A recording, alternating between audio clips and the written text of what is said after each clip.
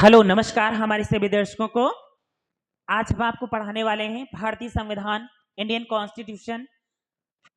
यहाँ पर देख रहे हैं कि भारतीय संविधान की एक क्लास चल रही है जिसमें आपको देखने को मिल रहा है आज 25 दिसंबर है और 25 दिसंबर को एक विवाद हुआ था 25 दिसंबर 1927 को, जिसमें भीमराव अंबेडकर ने मनुस्मृति की पुस्तक के कुछ पृष्ठ जलाए थे। आखिर क्या उसमें था, आखिर क्यों, आखिर उन्होंने ऐसा क्यों किया था, आखिर हमारा संविधान श्रेष्ठ है या मनुस्मृति श्रेष्ठ है, आज हम आपको बताने वाले हैं। इन दोनों में इसकी प्रामाणिकता आपको बताएंगे और भारतीय संविधान की प्रामाणिकता भी आपको देखने को मिलेगी। आखिर हमारे समाज का विकास इससे हो रहा है या फिर हमारे समाज का विकास इससे हो रहा है, आखिर मनुस्मृति या संविधान में दोनों में क्या अंतर है, तो ये आप देखेंगे।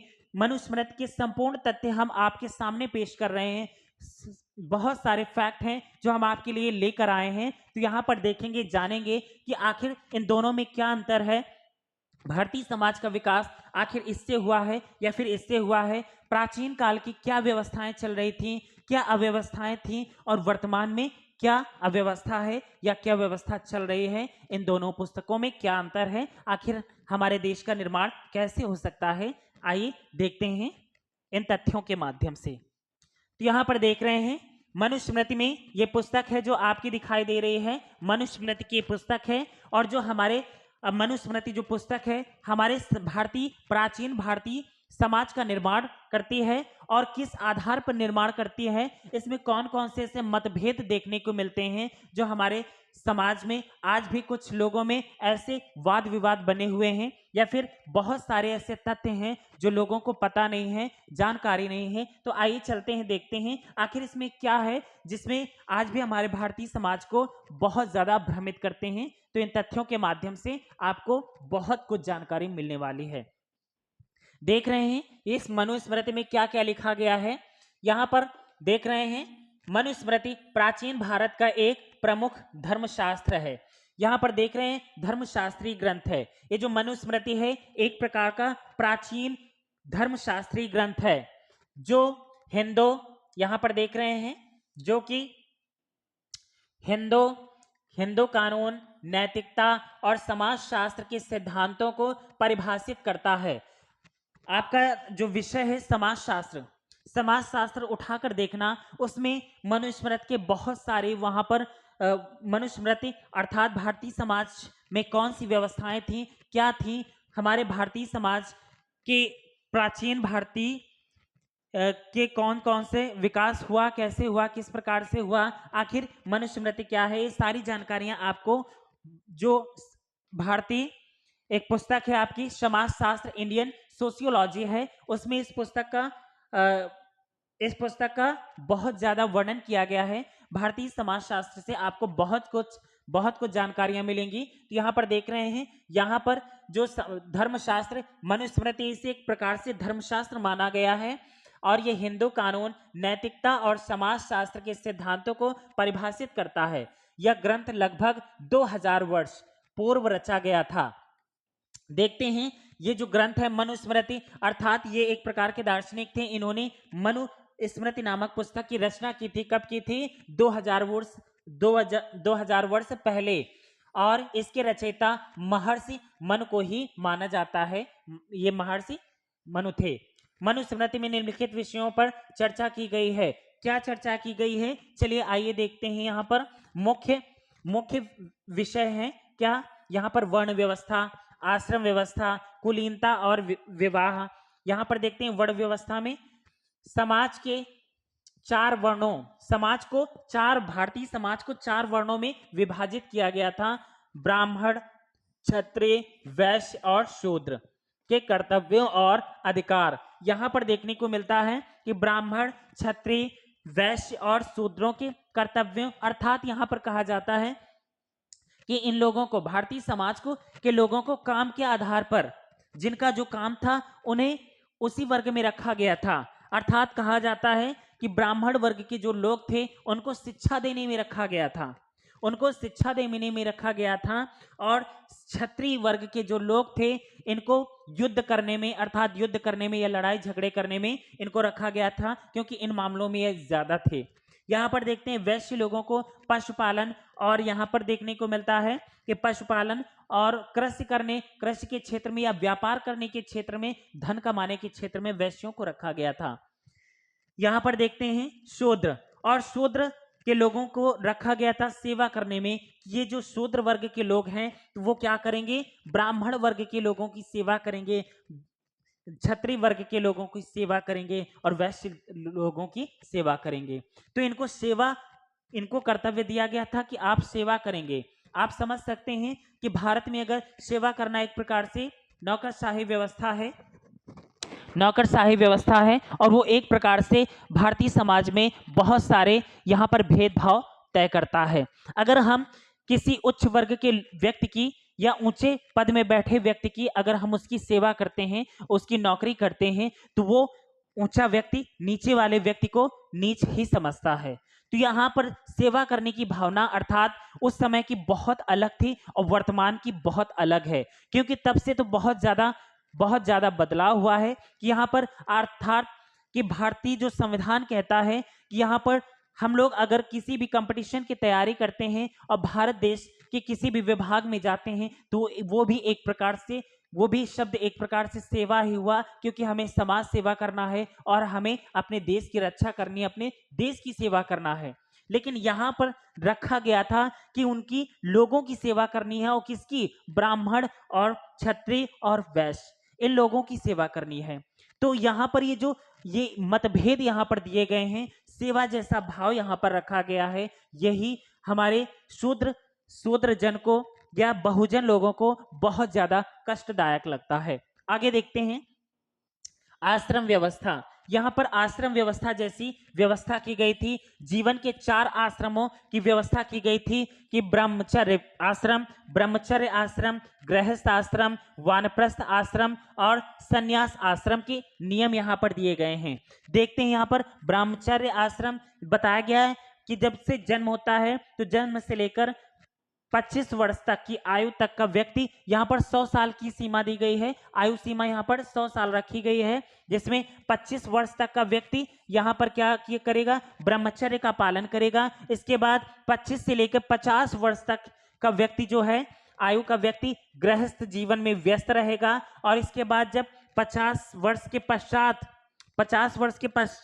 50 से लेकर 75 वर्ष तक वो वानप्रस्थ व्यवस्था में रहेगा। और इसके बाद जब 75 वर्ष के बाद जब वृद्ध होने लगेगा तो इसके बाद वो सन्यास धारण कर लेगा, अर्थात सन्यास आश्रम में चला जाएगा, सन्यासी का जीवन व्यतीत करेगा। तो ये इस प्रकार से आश्रम व्यवस्था में इस प्रकार से भारतीय समाज के लोगों को अलग अलग इन आश्रमों में विभाजित किया गया है। आगे देखते हैं कुलीनता और विवाह। कुलीनता अर्थात कुलीन के आधार पर, कुल के आधार पर, जात के आधार पर, और विवाह जात के आधार पर होगा, कुल के आधार पर होगा। ये व्यवस्था आज भी हमारे समाज में विद्यमान है कि एक जाति का व्यक्ति अपने ही जाति अपने ही कुल में विवाह करता है, बल्कि दूसरे में नहीं कर सकता। और ये व्यवस्था पहले की ही, ये मनुस्मृति की ही बनाए हुए नियम हैं। आगे देखते हैं विवाह के नियम। कुलीनता की परिभाषा, यहाँ पर देखिए कुलीनता की परिभाषा दी गई है और पारिवारिक जीवन के मसले दिए गए हैं कि एक पारिवारिक जीवन क्या होता है, किस प्रकार से एक व्यक्ति अपने परिवार में रहकर अपना जीवन व्यतीत करेगा, इसके सारे तथ्य दिए गए हैं। आगे देखते हैं कुलीनता और विवाह। यहाँ पर देख रहे हैं दंड व्यवस्था। यहाँ पर दंड व्यवस्था भी रखी गई है। अपराधों के लिए दंड, न्याय प्रणाली और कानूनी व्यवस्था भी इसी पुस्तक में रखी गई है कि इनके बनाए हुए नियमों को, अर्थात कहते हैं प्राचीन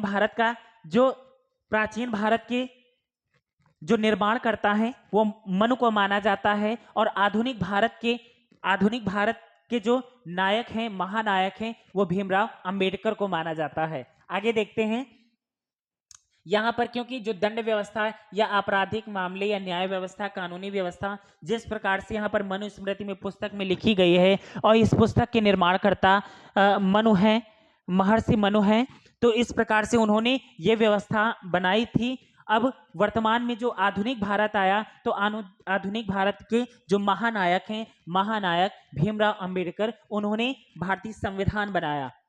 आगे देखते हैं राज्य प्रशासन। यहाँ पर राजा के कर्तव्य दिए गए हैं, प्रशासनिक नियम दिए गए हैं और राजनीतिक नियम भी रखे गए हैं। आगे देखते हैं नैतिकता और धर्म। नैतिक मूल्यों, धर्म के सिद्धांतों और आध्यात्मिक विकास का निर्माण भी इसमें किया गया है। इन तथ्यों पर भी चर्चाएं की गई हैं। आगे देखते हैं सामाजिक नियम। सामाजिक नियम क्या बनाए गए हैं? सामाजिक व्यवहार, संबंधों और परंपराओं के नियम। देखते हैं सामाजिक व्यवहार। तो यहाँ पर समाज का व्यवहार कैसा होना चाहिए, किस प्रकार का होना चाहिए, इन्होंने इस पुस्तक में लिखा गया है। सामाजिक व्यवहार भी लिखे गए और आपसी संबंध कैसे बनते हैं, आखिर एक रिश्ते दूसरे रिश्तों में किस प्रकार से जुड़ते हैं, पारिवारिक रिश्ते किस प्रकार से चलते हैं, ये व्यवस्था यहाँ पर बताई गई है, बनाई गई है कि परिवार क्या होता है, ये सारी चीजें। और परंपराओं के नियम भी बनाए गए हैं कि कुछ कुछ ऐसे भी रूढ़वादिता भी यहाँ पर लिखी गई है, यानी उस समय की जो जो परंपराएं थी वो थोड़ा अलग थी, लेकिन उस समय से अगर वर्तमान समय की स्थिति में अगर तुलना की जाए तो बिल्कुल बदला हुआ है। उस समय वो सारी व्यवस्थाएं नहीं थी, वो सारी चीजें नहीं थी, लेकिन वर्तमान में सब कुछ बदल गया है। तो उस समय से लेकर हमें लगता है इस समय में परिवर्तन होना आवश्यक है, जरूरी है। यहाँ पर देखा जाए तो कुछ ऐसे भी रूढ़िवादी परंपराएं बनाई गई थी। जैसे हमारे समाज में एक सती प्रथा जैसी एक प्रथा भी बना दी गई थी। सती प्रथा, जब किसी स्त्री का पति मर जाए, अर्थात उसका देहांत हो जाए, तो उसकी जो स्त्री है वो भी उसे भी उसी चिता में जिंदा जला दिया जाता था। आखिर ये भी प्रथा थी एक प्रकार से। और एक प्रथा थी जौहर प्रथा। यदि एक युद्ध में अगर एक स्त्री का पति जो है किसी युद्ध में शहीद हो जाए या फिर वहां पर मारा जाए, अगर वापस लौटकर नहीं आता, तो उसकी जो पत्नी है स्त्री एक अग्निकुंड में कूदकर अपने आप को जला दे, अर्थात अपने आप को समाप्त कर दे। तो ये भी एक प्रकार से प्रथा थी। पशु बलि प्रथा, नर बलि प्रथा, बहुत सारी ऐसी प्रथाएं या अनर्गल, यहाँ पर बहुत सारे ऐसी परंपराएं रही हैं जो हमारे भारतीय समाज में उचित नहीं है। बहुत सारे ऐसे विद्वान आए जिन्होंने इन परंपराओं का विरोध किया और इन्हें गलत साबित किया। जो बहुत सारी परंपराएं हमारे इस भारतीय समाज से समाप्त कर दी गई हैं, लेकिन कुछ परंपराएं ऐसी भी हैं जो आज भी विद्यमान हैं, जो आज भी समाप्त नहीं हो पाई हैं। तो इनके लिए हर एक व्यक्ति को जागरूक होने की जरूरत है और शिक्षित होने की जरूरत है। सही और गलत क्या है इसमें फर्क जानने की जरूरत है। उचित और अनुचित में देखने की जरूरत है कि वास्तविकता क्या है। यहाँ आगे देखते हैं महत्व। तो मनुस्मृति जो पुस्तक है इसके महत्व क्या है? हिंदू कानून का आधार। हिंदू कानून का आधार क्या कहता है? इस पुस्तक में लिखा है मनुस्मृति हिंदू कानून का एक प्रमुख स्रोत है, क्योंकि भारतीय समाज में यहाँ पर हिंदू ही, सिर्फ हिंदू ही व्यक्ति थे और बाकी किसी किसी दूसरे धर्म का यह प्रमाण नहीं मिलता है, क्योंकि बाकी के जितने भी धर्म हैं तो वो बाद में भारत में प्रवेश किया है। और ऐतिहासिक दृष्टिकोण से देखा जाए तो भारत एक प्रकार से हिंदू प्रदेश ही रहा है प्राचीन काल से। तो इसके जो स्रोत यहाँ पर हैं, तो यहाँ पर हिंदू कानून का ही एक प्रमुख स्रोत देखने को मिलता है। आगे देखते हैं भारतीय संस्कृति का प्रतिबिंब। इसे भारतीय संस्कृति का प्रतिबिंब भी माना जाता है। इसमें प्राचीन भारतीय संस्कृति, परंपराओं और मूल्यों का वर्णन भी किया गया है। अर्थात प्राचीन संस्कृति क्या थी, संस्कृतियां क्या थी, परंपराएं क्या थी, और बहुत सारे महत्वपूर्ण बिंदु हैं उनका वर्णन यहाँ पर किया गया है। आगे देखते हैं नैतिक और आध्यात्मिक मार्गदर्शन। यहाँ पर नैतिकता के आधार पर और आध्यात्मिक मार्गदर्शन के आधार पर कुछ तथ्य दिए गए हैं। इसमें नैतिक और आध्यात्मिक जीवन के लिए मार्गदर्शन बताया गया है या दिया गया है। तो आप स्वयं जानते हैं कि जो यहाँ पर आध्यात्मिक आधार पर, अर्थात आध्यात्मिक दर्शन शास्त्र है, यहाँ पर आध्यात्मिक दर्शन है, अर्थात पूजा पाठ, ईश्वर को मानना, ये सारे जो तथ्य हैं यहाँ पर रखे गए हैं। आगे देखते हैं इतिहास का स्रोत। अब इतिहास क्या कहता है? ये सारे तथ्य तो इस पुस्तक में लिखे गए हैं, लेकिन भारतीय इतिहास है, आखिर इतिहास क्या कहता है उसके स्रोतों के बारे में भी हम जान लेते हैं। मनुस्मृति प्राचीन भारत के इतिहास, समाज और संस्कृति के बारे में जानकारी प्रदान करती है। तो देखिए यहाँ पर इतिहास में जो भी तथ्य मिले हैं, तो वो भी कुछ तथ्य मनुस्मृति के द्वारा मिले हैं। और मनुस्मृति जो है कुछ विद्वानों ने भारतीय समाज के तहत इतिहास में इसके कुछ स्रोत शामिल किए हैं, जिनके बारे में यहाँ पर मिलता है कि इसके समाज में कुछ सामाजिक और सांस्कृतिक या परंपराएं यहाँ पर शामिल हैं। आगे देखते हैं। अब देखिए आलोचनाएं क्या हैं। आखिर यह पुस्तक है जो ये मनुस्मृति, इसकी आलोचनाएं क्या हैं, इसमें ऐसी कौन कौन सी चीजें हैं जो अनर्गल हैं, जो गलत हैं, लेकिन हमारा भारतीय समाज है इन चीजों को मानता है या फिर नहीं मानता है। कौन कौन सी चीजें जो भारतीय समाज को उचित नहीं लगती हैं और इसका विरोध करते हैं, इस पुस्तक की आलोचना करते हैं। आखिर भीमराव अंबेडकर ने भी इसकी आलोचना की थी, क्यों की थी, आइए जानें। यहां पर देख रहे हैं इसमें आलोचनात्मक कुछ तथ्य लिखे हुए हैं। वर्ण व्यवस्था की आलोचना, यहां पर जो वर्ण व्यवस्था है ब्राह्मण, क्षत्रिय, वैश्य, शूद्र, इसकी आलोचना की जाती है। क्योंकि वास्तविकता में देखा जाए तो किसी भी समाज में जाति व्यवस्था जैसा भेदभाव होना ही नहीं चाहिए। जहां पर जाति व्यवस्था होगी उस देश का कभी भी निर्माण नहीं हो सकता। तो यहाँ पर अगर आलोचनात्मक तथ्य देखा जाए तो वर्ण व्यवस्था की यहाँ पर पूर्णतया आलोचना की गई है। मनुस्मृति की वर्ण व्यवस्था को असमानता और जातिवाद को बढ़ावा देने के लिए आलोचना की गई है। अर्थात कि जो भारतीय समाज है यहाँ पर जो वर्ण व्यवस्था, जाति व्यवस्था यहाँ पर शामिल की गई है, तो जाति व्यवस्था के आधार पर यहाँ पर असमानताएं फैलाई जाने, अर्थात असमानता को बढ़ावा देती है। ये पुस्तक जातिवाद को और ज्यादा बढ़ावा देती है, इस कारण से इसकी आलोचना की जाती है। आगे देखते हैं स्त्री अधिकारों की कमी। तो यहाँ पर स्त्री जो थी, अर्थात वर्तमान में देखा जाए तो भारतीय संविधान में स्त्री हो, ये लिंग के आधार पर स्त्री हो या पुरुष हो, दोनों को ही समानता का अधिकार मिला है। लेकिन इस पुस्तक में जो था तो पुरुषों का वर्चस्व अधिक था और स्त्रियों को बहुत नीचे स्तर पर रखा गया था कि हर एक चीज में, मतलब स्त्रियां जो हैं पुरुषों की बराबरी नहीं कर सकती, अर्थात वो शिक्षा ग्रहण नहीं कर सकती, उनके बराबर नहीं चल सकती, उन जो पुरुष कर सकते हैं वो स्त्रियां नहीं कर सकती। आखिर इस पुस्तक में लिखा गया है। इसमें स्त्रियों के अधिकारों की कमी बताई गई है और उनके प्रति भेदभाव की आलोचना भी की गई है। अर्थात भेदभाव किया गया है, स्त्री और पुरुष में जो भेदभाव की गई है, इस कारण से इसकी आलोचना की जाती है। क्योंकि वर्तमान समाज में जो बदलाव आया है तो उस आधार पर तो स्त्री और पुरुष को समान होना चाहिए, बराबर होना चाहिए और बराबर माना जाता है। आगे देखते हैं जातिगत भेदभाव। आखिर यहाँ पर जातिगत भेदभाव भी बताए गए हैं कि जाति के आधार पर भेदभाव, मनुस्मृति के जातिगत नियमों को, जातिगत भेदभाव को बढ़ावा देने के लिए आलोचना की गई है कि यहाँ पर जाति के आधार पर यहाँ पर यह पुस्तक जो है तो ये बढ़ावा देती है, भारतीय समाज में जाति को और ज्यादा बढ़ावा देती है, जबकि जाति व्यवस्था या धर्म व्यवस्था कभी भी भारतीय समाज का या किसी भी समाज का निर्माण नहीं कर सकता। आगे देखते हैं मनुस्मृति एक महत्वपूर्ण ग्रंथ है, लेकिन इसकी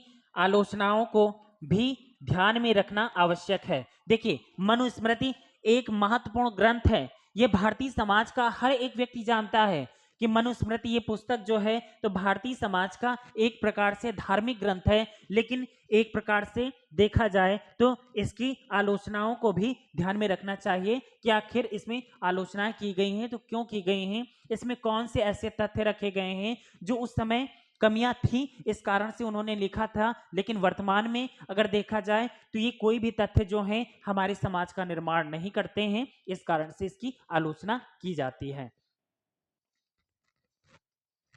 मनुस्मृति को एक आलोचनात्मक ग्रंथ माना जाता है क्योंकि इसमें कई ऐसे प्रावधान और नियम हैं जो वर्तमान समय में असंगत, अन्यायपूर्ण और भेदभावपूर्ण माने जाते हैं। देखा जाए तो प्राचीन समय में जो परिस्थिति थी भारतीय समाज की, उस समय के अनुसार तो इसे उचित माना जा सकता है कि हो सकता है कि यहाँ पर इस पुस्तक में जो लिखा गया है ये सारे तथ्य सही हों, लेकिन वर्तमान स्थिति को देखते हुए अन्याय इस पुस्तक को असंगत माना जाता है कि बिल्कुल भी सही नहीं है और अन्यायपूर्ण माना जाता है, भेदभावपूर्ण माना जाता है। यहाँ पर जितने भी तथ्य दिए गए हैं वर्तमान समाज के लिए सही नहीं है।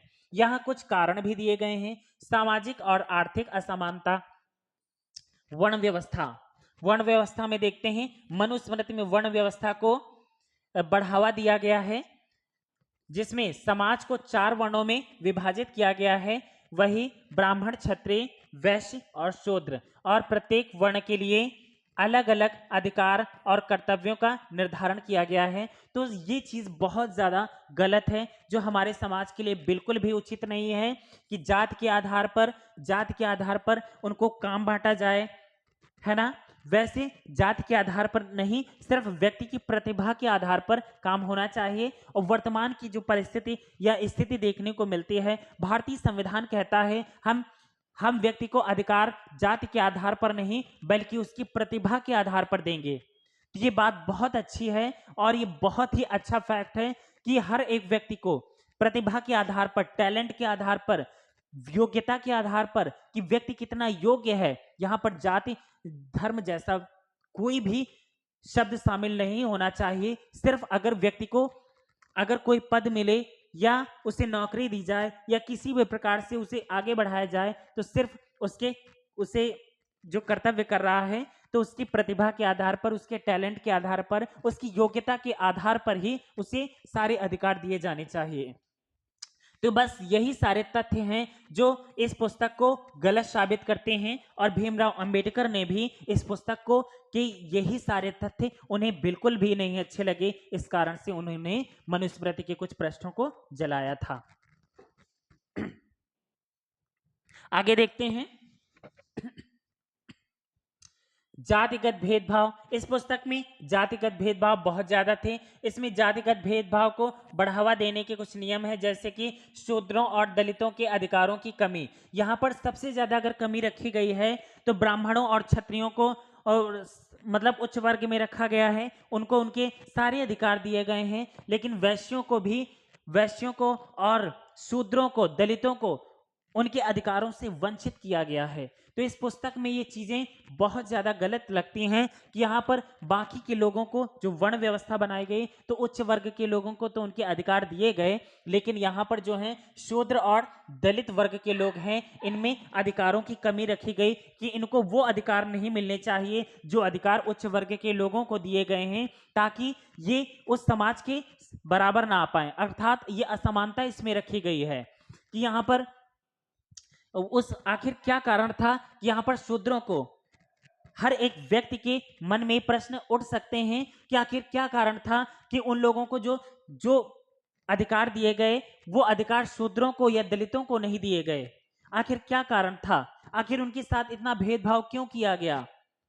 आखिर मनुस्मृति ने अर्थात मनु ने पुस्तक लिखी, अर्थात इस समाज को बनाया, समाज का निर्माण किया, तो ये आखिर ऐसा क्या जरूरत पड़ी कि शूद्रों को अगर वर्ण व्यवस्था बनाई तो शूद्रों को हर एक अधिकार से वंचित रखा गया, तो आखिर क्यों रखा गया। ये बहुत बड़ी फॉल्ट है इस पुस्तक की, इसके जो फैक्ट हैं इसके बहुत बड़ी फॉल्ट है कि यहाँ पर शूद्रों को उनका अधिकार नहीं दिया गया, दलितों को हर एक अधिकार से वंचित रखा गया, बिल्कुल उनसे अलग रखा गया।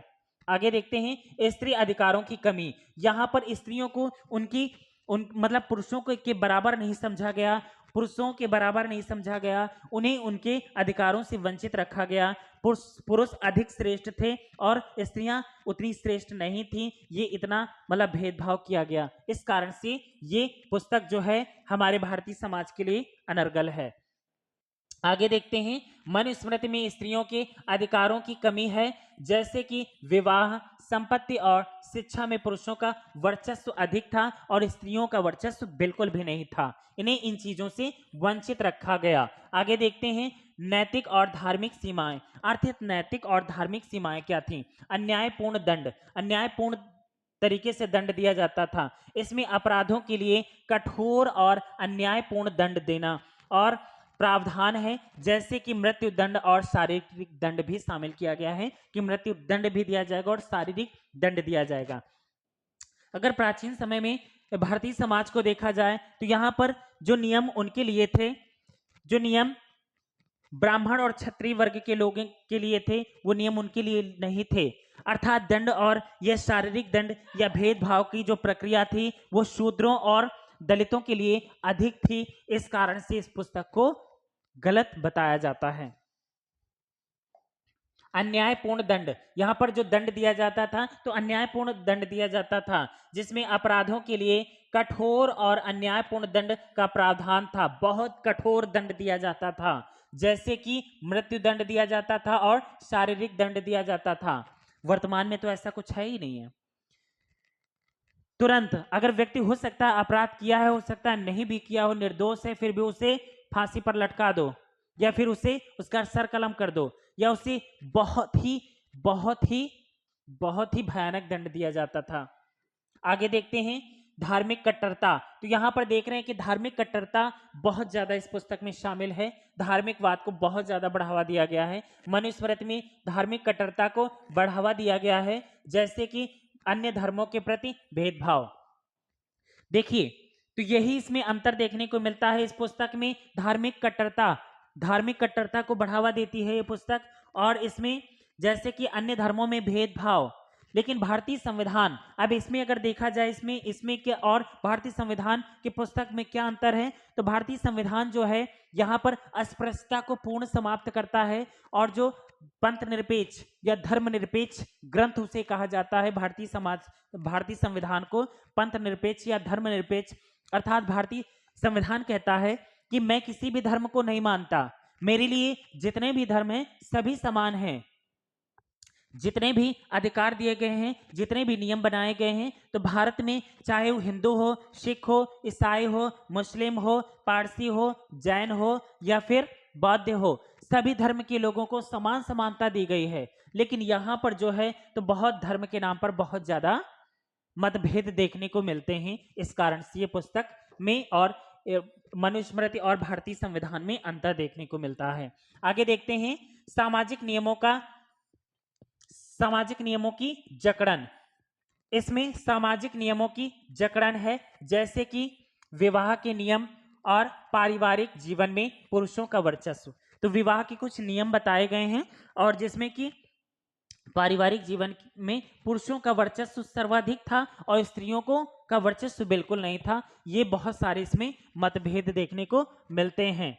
तो ये इस प्रकार से ये सारे तथ्य हैं जो बहुत ही अनर्गल लगते हैं।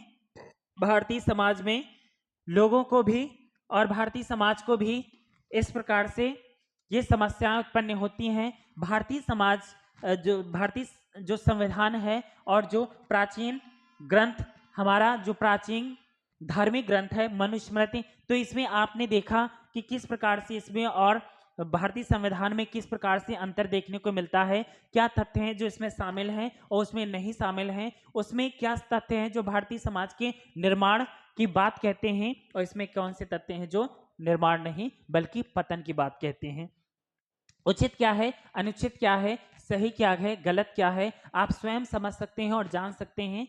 तो हमारा उद्देश्य किसी की भावनाओं को ठेस पहुंचाना नहीं, बल्कि समाज में किसी भी प्रकार की अराजकता फैलाना नहीं, बल्कि किसी की भावनाओं को ठेस पहुंचाना नहीं। वो किसी भी जाति का हो, किसी भी धर्म का हो, हमें जाति और धर्म से मतलब नहीं। हम तो सिर्फ संविधान को उचित ग्रंथ मानते हैं, क्योंकि हमारा वर्तमान का संविधान ही है जो हर प्रत्येक नागरिक को, प्रत्येक व्यक्ति को एक प्रकार से अधिकार दे रखा है, जो किसी भी प्रकार का भेदभाव नहीं करता, और बल्कि इसमें जो भेदभाव जैसे तथ्य यहाँ पर दिए गए हैं जो किसी भी व्यक्ति को उचित नहीं लगेंगे और शायद हमें भी उतना उचित नहीं लगते। क्या सही है और क्या गलत है, आप इन दोनों में आपको कौन सी पुस्तक उचित लगती है, आप कमेंट सेक्शन में कमेंट करें और बताएं हमें कि सही क्या और गलत क्या है, कौन सी पुस्तक हमारे भारत के लिए, हमारे समाज का निर्माण कर सकती है। और जो हमारा संविधान है तो हमेशा के लिए रहना चाहिए। लोगों को जो अधिकार दिए गए हैं वो सदैव बने रहने चाहिए, संविधान कभी खत्म नहीं किया जाना चाहिए।